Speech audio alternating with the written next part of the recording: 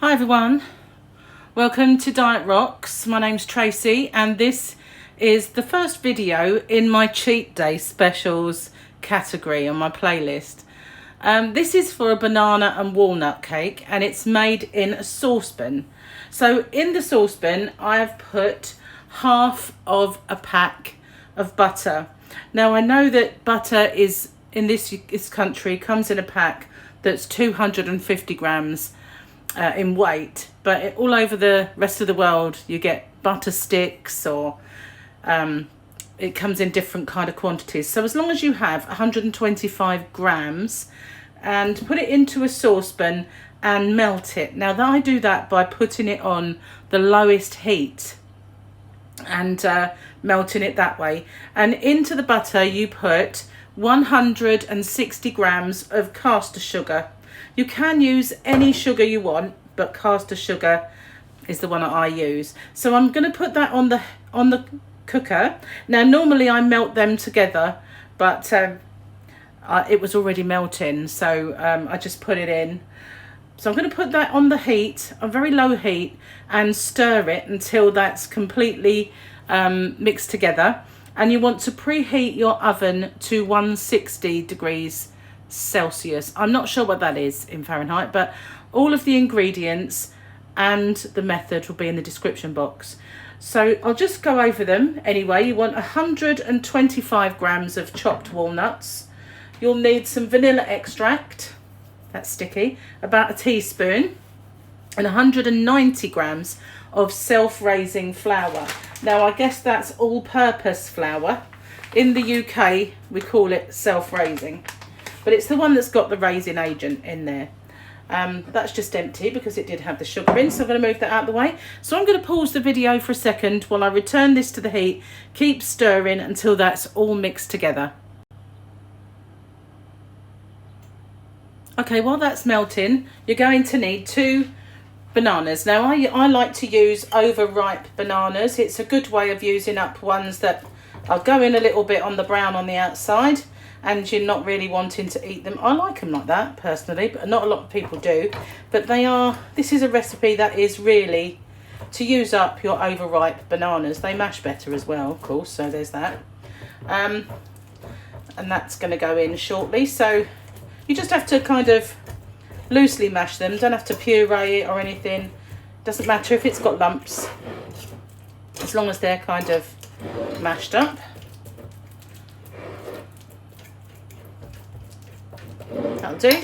So I'm going to leave it there and just go check on the butter and sugar. Okay, so the sugar is no longer gritty at the bottom, so that's good enough. I'm going to get my vanilla essence or vanilla extract. You can use either. Extract is slightly nicer in flavour. This one seems to be quite thick, which is a bit unusual. Usually they're quite runny. This one must have some kind of syrup. Doesn't matter if it's slightly over. Just pop that in. Put that in there. And just stir it in.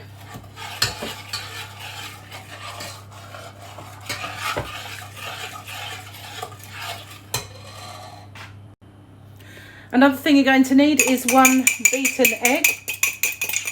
So I just put it in a cup and just loosely beat it, sorry about the noise, with a fork.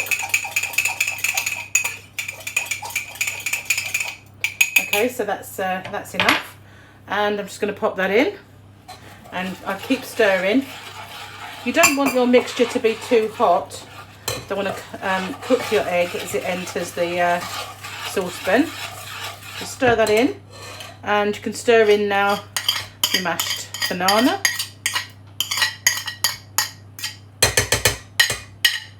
That'll do. Just give that a good stir. And we want about 60 mils of milk. Don't need much really, I just judge it.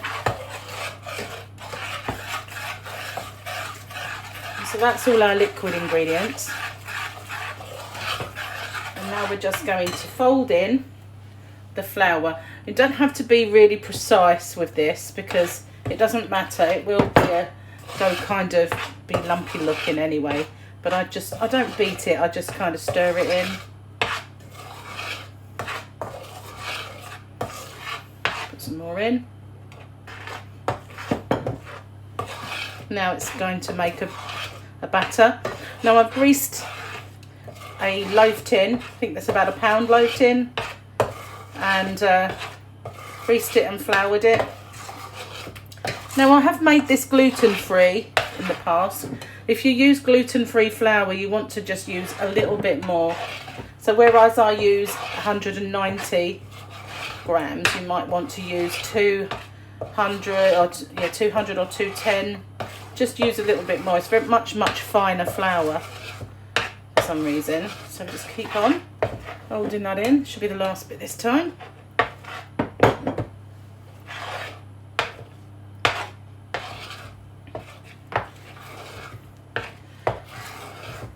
As I say, you don't have to be like really exact. It will be a kind of a lumpy looking batter anyway. You've got lumps of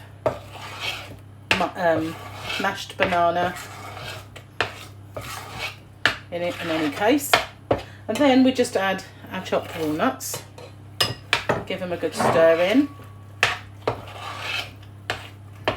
You can use anything in this actually. I've used this basic recipe and I've put mangoes instead of bananas. I quite often put cherries instead of walnuts. I've actually put quite a lot of walnuts in this time. So now we're going to just transfer it into our pan. And sometimes it's a little bit too much. For some reason, the volume differs. And if it is, I usually make a cupcake, but this was fine. I don't think it's too bad this time. Just pop it in.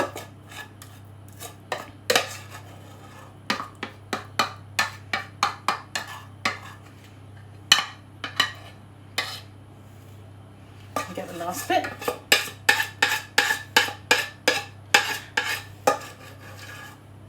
That's it.